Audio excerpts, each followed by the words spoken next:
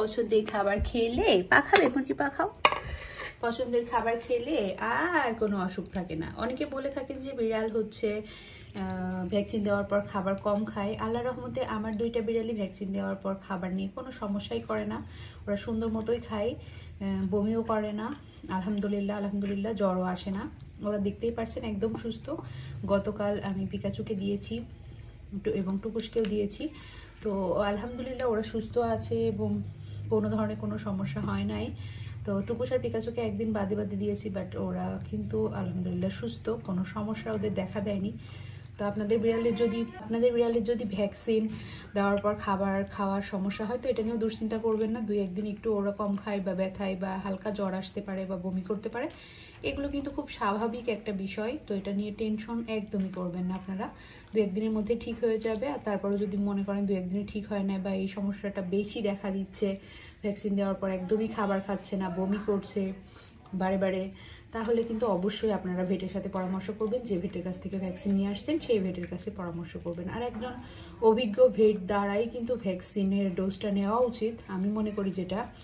তো আপনারা ওই কাজটাই করবেন, একজন অভিজ্ঞ ভালো ভেটের দ্বারা ভ্যাকসিন নিলে কিন্তু কোনো সমস্যা হয় না। পিকাচুকে আমি মুরগি এবং কলা কুসুম গরম অবস্থায় দিয়েছি, তো ওটাই খাচ্ছে এবং ওটা খেলে ওদের কোনো সমস্যা হয় না। ভ্যাকসিন জিনিসটা খুবই আর কি, ওদের যেহেতু এটা অ্যান্টিভেনম, তো সেক্ষেত্রে একটু পার্শ্ব প্রতিক্রিয়া হতেই পারে। তো সেটা নিয়ে আসলে ভয় পাওয়ার কিছু নাই। দেখবেন যে বিড়াল একদমই নিস্তেজ হয়ে যাচ্ছে কিনা বা কোনো ধরনের কোনো সমস্যা হচ্ছে না জটিলভাবে।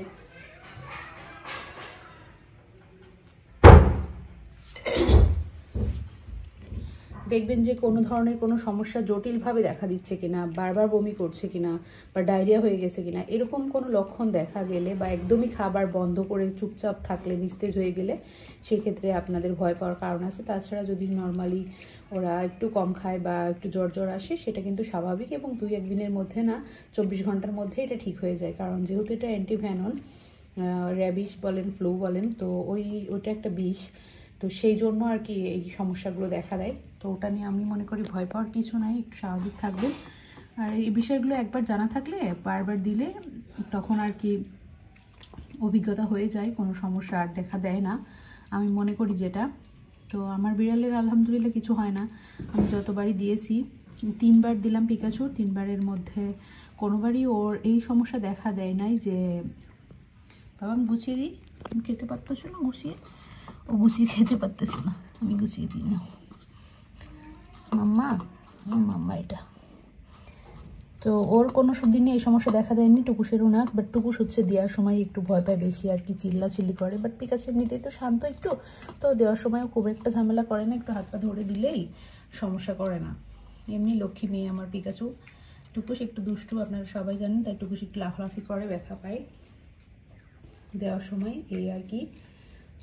তো ওদের জন্য দোয়া করবেন, ওদের ভ্যাকসিন এই বছরের মতো কমপ্লিট।